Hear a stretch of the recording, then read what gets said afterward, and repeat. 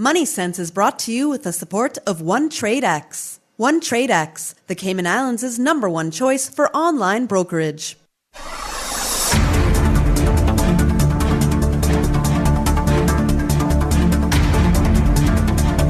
Live from Radio Cayman Studio, this is Money Sense, bringing an informed financial perspective to the Cayman community. A very good morning and warm welcome to Money Sense, hosted by myself, Simon Caudry, along with my co-host, Dr. Amy Hubble. I say that deliberately as it was announced in the office earlier this week that she recently received her PhD in consumer economics, which I better understand as being investor financial planning. But so congratulations on the PhD, Amy. Thank you very much. Good to be here. Good morning. And we are delighted to be joined in the studio this morning by Alistair Robertson. Alistair is the Global Managing Partner of Maples & Calder and also the current President of the Cayman Islands Law Society. We're therefore in good hands as we venture into a conversation about the Cayman Islands laws, those that exist and those that may exist. Alistair, welcome back to Money Sense and thank you again for joining us this morning. Not at all. Good morning, Simon. Good morning, Amy. Well, Cayman Islands laws, what's going on? Before we get into the nitty-gritty of what the laws are that exist today and what ones are changing and why they're changing, perhaps it's helpful just to take a step back. I think a lot of people see all the changes to the laws that we have in Cayman and go, why on earth do we keep making so many changes? Why do we keep on having a beneficial ownership register law? Why do we have an anti-money laundering law? I thought we already had these things. Why are they necessary? And sometimes some of the context is lost. And this is the context. Goes back 15 or 20 years, I think, doesn't it? Slightly longer, about 18 years. But yeah, it's the overall context is the international environment that we all live in. As I think everybody appreciates, it's a global world these days. And Cayman has committed to being a transparent, cooperative jurisdiction, which is absolutely the right thing. But that means we have to evolve with the world, with the various developments. So AML, for example, is really developed as a result of what's called the Financial Action Task Force, which has got two acronyms. It's either called FATF or FATF. There's a lot of acronyms in this business, unfortunately. So essentially these organizations lay out the rules for the world and they evolve as things change. And people learn from issues over time. So it's really in that international context that these laws are developing. And we are a rule taker in that sense because I guess the people who have the votes and making these rules happen are the big countries of the world. We don't have a lot of say in what's going to happen, I presume. No, political reality is that it's the G8, it's the G20 who really are the big economic powerhouses around the world, and they really do develop these policies. That's just a fact of life. I think the important point for us is that we as a jurisdiction, in terms of the international financial world, have become a very important part of that. So we need to sort of keep up with that to ensure that we continue to play our part in enabling capital to flow around the world. And you say we're an important part, and that's because of all the hedge funds or the banking business or the financial activity that's done here. Insurance, etc. Yeah. And to what extent, when we talk about these rules that are set out, to what extent is Cayman at the forefront of abiding by them, or is it at the back end of abiding? Is it doing a good job of being compliant, or is it doing a bad job? And where does everyone else in the world fit in that scale? Can I maybe use a surfing analogy here? Okay.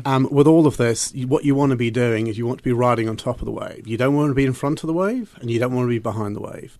And the challenge for us is to continue to ride on top of the wave here. So you don't want to be at the beginning or at the end. You want to be in the middle. Fair enough. And I tried surfing once, fell off, and don't think I ever stood up on the board. And I never get up. But when you talk about that word of kind of keeping up with the rest of the world, I think is what is very much important to the Cayman community. What I guess would be the consequences to our economy of falling behind, of keeping up with not only where Europe or North America is moving with these anti-money laundering laws and beneficial ownership laws, which we can talk more about. But what really would be the consequence of falling behind or falling off the board? Yeah, exactly. That's one thing you don't want to do is fall off the board.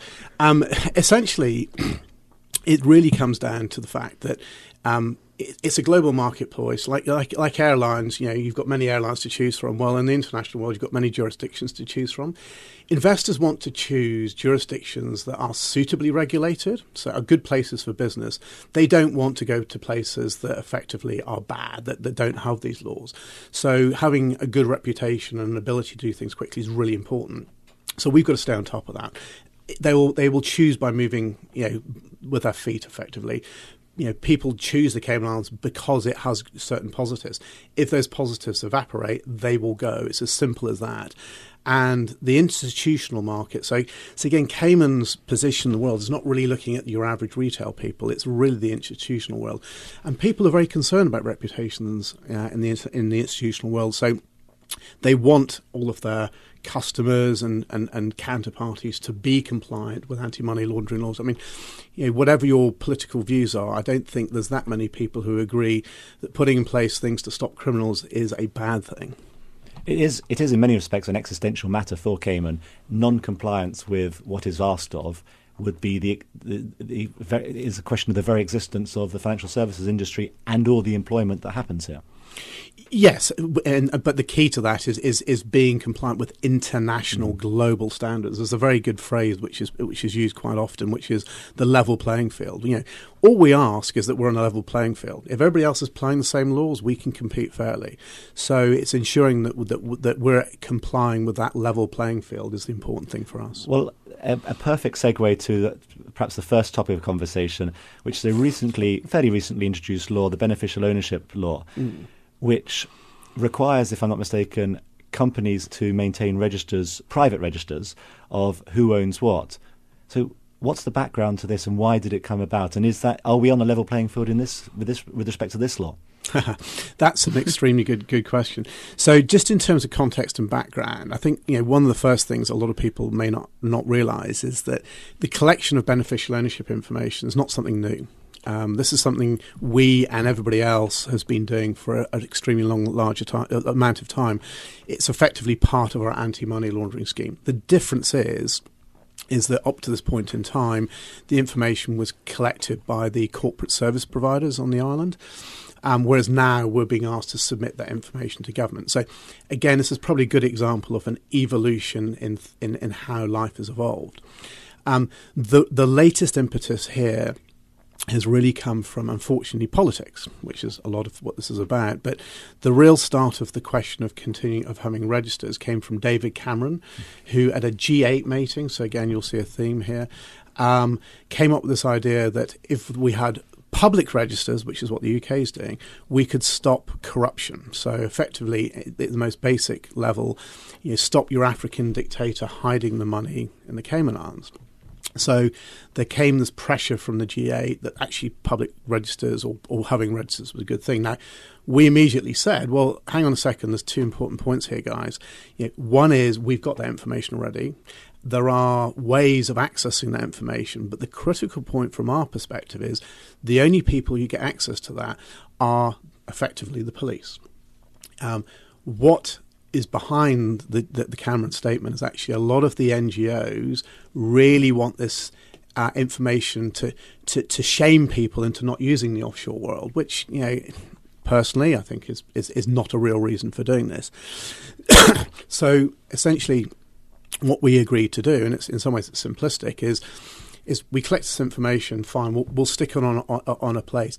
So it's actually put into a secure computer here, and the only people who've got access to that to are the police. Now, I don't think too many people would have an objection to that. Where the real objection comes to is when someone says, actually, we should tell everybody what's going on, and that's a much more difficult question for a lot of people. And you said something there, which is the NGOs who were the parties who were the pressurers of David Cameron, who was at the time the UK Prime Minister. The NGOs meaning the non-governmental organisations. Yes, sorry, I said there's a lot of analogies in this world. Yes, exactly. Yes. So, but yeah, so the non-governmental organisations have a political agenda. Yeah, effectively, they want to see the redistribution of wealth from the rich to the poor. It's as simple as that. Yeah, and unfortunately, their viewpoint is that the Cayman Islands are really only there for the rich people because that's the only people who've got the ability to move money around. Now, again, in the real world, it's not about that because they think it's all about the individual carrying suitcases of money. Well, reality is, if that did happen, I'm not saying it did, it was a long time ago. Everything's done by wire transfer now. It's just not the case. It's all about institutions, banks, insurance companies, etc. So they have, I think, a misguided view. That's my personal view. But they do have political pressure to bear on people, which is forcing this debate in the United Kingdom, the United States, and other big jurisdictions. It's an interesting point. If I editorialize for a second, I would say that when you look at an organisation that says we're a non-governmental organisation, somehow seems to have more credibility in the eyes of the public because they're non-governmental. And they say, well, we're outside of the scope of politics. But I think you said something which is quite crucial, that just because you're not an official political body, you can still have political views and political perspectives. And one shouldn't be naive to that perspective when one hears these organisations talk. There are some who may make very good points, but they have a political agenda behind the scenes. They just are not a political party. Oh, 100%. And if you've got a few hours or a couple of days to read some of their very long material, it comes out very, very clearly. It's no surprise, for instance, that Oxfam are highly aligned with the Labour Party in the United Kingdom. That's just reality. And interestingly, they're not subject to shareholders nor taxpayers nor political voting. No, and the other thing that I find astonishing is that most people, when they go and give money to these NGOs, so again, not to sort of lean on Oxfam too much, but if you give your money to Oxfam UK, I bet most people didn't realise that a substantial portion of that is going to political activity. It's not going to the poor kid in Africa. But let's take their argument at its core. One of the arguments, and you hit on it, which is an African dictator has murdered a lot of people in his country, caused an awful lot of damage, and it's generally male dictators.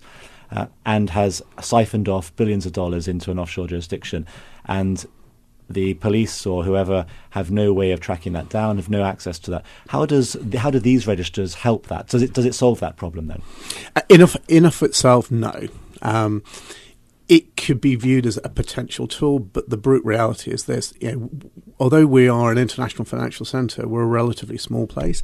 I think the corporate services providers here have got a fantastic reputation for looking at business. So, to be blunt, the reality for Cayman is that if the dictator turned up on our doorstep, they'd immediately be flagged as a politically exposed person. The compliance officer would actually have a very hard look at this. The likelihood is he would turn that business down. So the chances of actually coming here are relatively slim. So therefore, the register doesn't come in play because the guy's not going to come here. But again, it's very difficult. And there's the real world and there's fiction, and a lot of people in Europe and the United States and other places, for some reason, still think that the John Grisham effect applies, which is money is hidden down here, which, as we all know, that live here, that doesn't happen. But perhaps let's humanise it a little bit more. Then there's somebody in the UK or in France or Germany who's alleged to have committed a crime, and the police say, "I understand they found out they have assets offshore." But historically, they may have found it difficult to get knowledge of what those assets are. Now they go to the Cayman Islands tax authority and they say, disclose this information for this person, and it's automatic. It's almost automatically transferred to those authorities in the UK or Germany. Is that roughly how it works now? Roughly, at a very, very high level. There's different conduits and means of doing it, but broadly, if you're looking to hide ill-gotten gains in the Cayman Islands, this is not the place to do it. It is relatively easy for regulators and police officers to find out that information. There's much better jurisdictions if you want to do that. In other words, when I hear, and when a lot of people who are listening to the show, they will see in the popular press, they'll see people in all sorts of countries say Cayman is a place where money is hidden. But the reality, from what I'm hearing, is that if a police officer or the justice system has reasonable cause to suspect you have assets over here, they can get that information. There's nothing stopping them getting that information. What's the only thing that's been stopped is for the Daily Mail or the Sun newspaper to be able to publicly say that. But in most of our jurisdictions, you're innocent until proven guilty. The police have to build the case, and then you're allowed to publicise these things. Exactly. That's exactly correct. Okay, well, with that happy note, we are going to take a brief break. Do join us again in about a minute as we continue our conversation with Alistair Robertson. OneTradeX knows there's more than one way to invest. OneTradeX is the Cayman Islands' only fully licensed online broker-dealer, offering discount trading services to individual investors and traders, hedge fund managers, and family offices. OneTradeX has the most competitive online trading prices of any offshore broker worldwide, with no custody or management fees, free demonstration accounts, and no charge to open an account with a $5,000 minimum deposit. Trade stocks, options, futures, bonds, and Forex. Learn more and open your free demo account today at OneTradeX.com. OneTradeX, the Cayman Islands' #1 choice for online brokerage. OneTradeX is licensed to conduct securities investment business by the Cayman Islands Monetary Authority. This is Money Sense, bringing an informed financial perspective to the Cayman community. Brought to you by the CFA Society Cayman Islands and sponsored by OneTradeX. And now, more Money Sense. Welcome back. In the second half of today's show, we are going to continue our conversation on the Cayman Islands legal environment with Alistair Robertson. Alistair, just before we went into a break, we were finishing up a conversation on beneficial ownership registers, and you mentioned something which was that the UK, as an example, has a public beneficial ownership register, and there is pressure politically, I think, in some quarters, for Cayman and other jurisdictions to have public beneficial ownership registers. And just to be clear what that means if I own a company, it will be publicly known to anybody anywhere in the world that I own the company, whatever potential share it is. So the UK has this, but and there is thought, well, Cayman should have it. How's that worked in the UK? Well, that's an extremely good question. I think the key point that people need to understand about public registers, specifically in the UK, is they're not verifiable. So the difference here is that when you provide the beneficial ownership information, the corporate service providers will actually check and say, yes, you, Simon Cowdery, do exist. I've got your passport copy. I know you're the right person. You're going on the register. In the UK, you could literally fill in that form and say Mickey Mouse.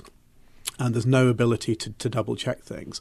So that's a fundamental difference between something which you can say is true, which is the verifiable Cayman system, but private, and a system which is not verifiable. So a lot of people in the UK, if they don't want to put the information down, will choose not to. So, one statistic The Guardian came out is having reviewed their beneficial registers, which are called persons of significant control, or PSCs in the UK, that over 4,000 owners of companies happen to be children under 14.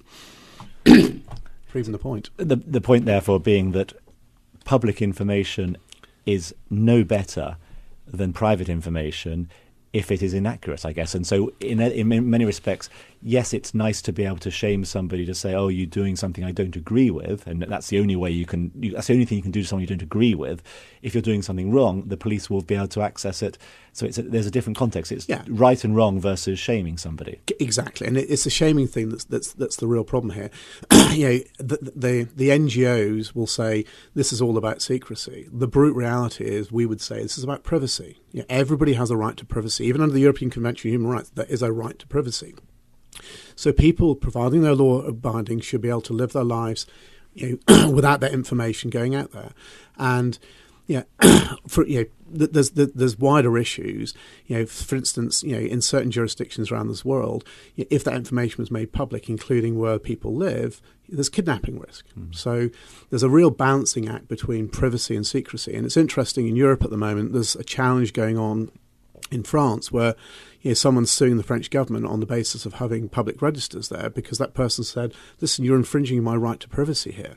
So, I think there's a long way to go in that debate between privacy and secrecy. And the short version is secrecy is bad, privacy is good. And what we're about here is privacy, not secrecy. Fair enough. Well, let's switch gears then and talk about another law that was recently passed, which has created a degree of angst in the local community, which is, and it's got more acronyms than I can shake a stick at, AMLCO, MLRO. So anti-money laundering legislation that was recently passed. Now, just tell us what the very bare elements of it are, and then when we try and understand it a little bit more once we know that. This could be quite tricky. As you said, it's not the easiest thing in the world to get your head around.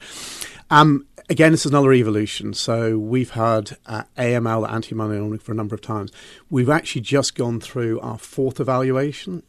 And that evaluation is actually carried on again by somebody called the Caribbean Financial Action Task Force, which is part of the FATF body overall. So essentially what they do is they come in and they just check that you are following these global principles. So this is peer review, in essence. Peer review, exactly. So all the recent changes are to deal with that. Now, previously, our framework dealt with the FATF principles that were published, I believe, back in 2010. They revamped them in 2013, so we now need to make sure in the evaluation that we're now complying with those new principles. So there are a number of changes, but probably the two most significant ones to mention is, first of all, the scope. So previously, AML was banks, insurance companies, corporate service providers, money managers. That's now been widened to, amongst others, special purpose vehicles or investment fund, debt vehicles that previously were not caught. But probably more significantly for most of the listeners, jewelers, real estate agents, accountants and lawyers. So the breadth of people who need to comply with these laws has grown quite a lot. The second element, and this is the hot topic in the funds industry at the moment, is there's now a requirement for funds to have natural persons as the anti-money laundering compliance officer, the anti-money laundering deputy compliance officer. So you're effectively requiring people to take on roles which previously didn't exist. So that's a very big sea change for the industry down here. And a lot of personal liability if you're putting a natural person in charge of and not that certainly that we don't want to encourage anti-money laundering, but somebody that works for a company that does this for a living that is now having their individual name as the anti-laundering person, you assume that person's the one going to jail, right? You do, but it's that individual has to make sure that the entity is complying with the laws. Now, it's a lot of work in terms of policies and procedures. The bit that a lot of the funds people say, but hang on a second, we're all doing this already, so you're just giving us an overlay of bureaucracy on top, which is not really necessary, because the way that the funds work is they work on what's called a delegated model. So the funds itself will delegate out the management of the money to the investment manager and the administration of the assets to the fund administrator. That fund administrator is doing all of this in accordance with its own policies and procedures. What we're now putting on top of that is saying that you as that fund have to supervise effectively the investment manager and the fund administrator.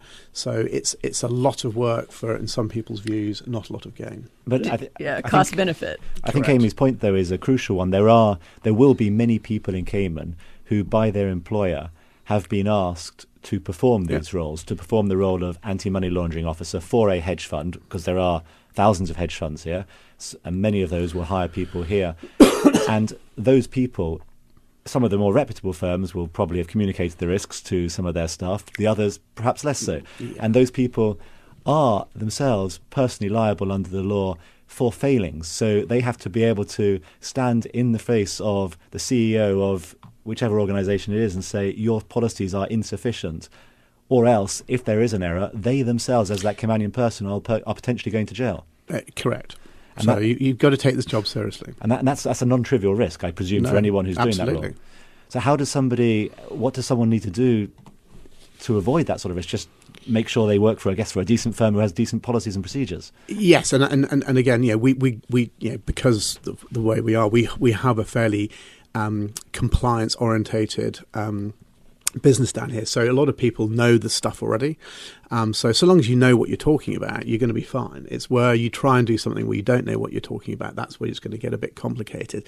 So there are a number of individuals both here and elsewhere who will say, fine, I don't have a problem with this because I understand all about this. I understand the risks. Also, most people, if they're sensible, will be getting an indemnity from their employer. Where it becomes a little bit more problematic is that one of the other changes done last year is that there's something called administrative fines. So they can be fined for failing to do something. And the trick there is that there's a question mark as to whether an indemnity from an employer actually technically covers you in that instance. Now, you would hope most good employers will say, I don't care, I'll still cover you. but there's a bit of wiggle room there for a bad employer to leave the employee on the hook. So those people listening who may have been asked or encouraged or pressured into doing some of those roles should be asking those precise questions of their employer. Yeah, and I'd be surprised if they haven't done so already. Fair enough. Now we're almost, as we always are, having great conversation. Time's almost up.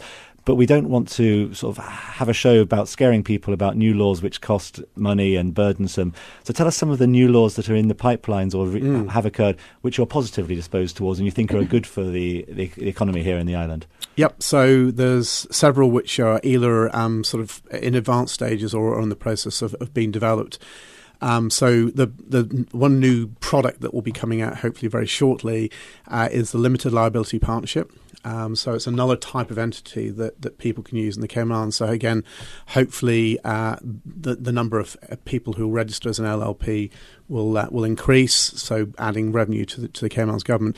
It's also something that's going to be quite helpful for the local community, in particular for partnerships on the island, which a lot of law firms and accountancies are. LLPs are very common around the world, particularly in the UK and the United States. So we're kind of doing a little bit of catch up in this way, but it's certainly a big benefit to the jurisdiction to have that in place. The companies law, there's really three things to sort of mention there. Obviously, the companies law is a staple of a lot of financial services down here. So the insolvency people have had a look at Part 5 of our insolvency law and come up with a few recommendations to really enhance the regime here. Again, trying to follow the market or get ahead of the market in terms of attracting more business to the Cayman Islands. So they're super excited about that, and that's is now at a stage where it's in legislative drafting.